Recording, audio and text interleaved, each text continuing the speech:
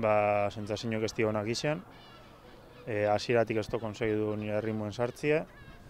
eta denporiaz ben gustora, eta bueno, azkenien ez nau pozik, eta jazta. Bai, hori da, azkenien beti ikesten da zozer, batez ben ikustot egun txarretan ikesten dela gehiago, konturetzen zaiguel ze faio inal izen dozu zen preparazio aldetik, aurten preparazioe modu batera erundot, eta bueno,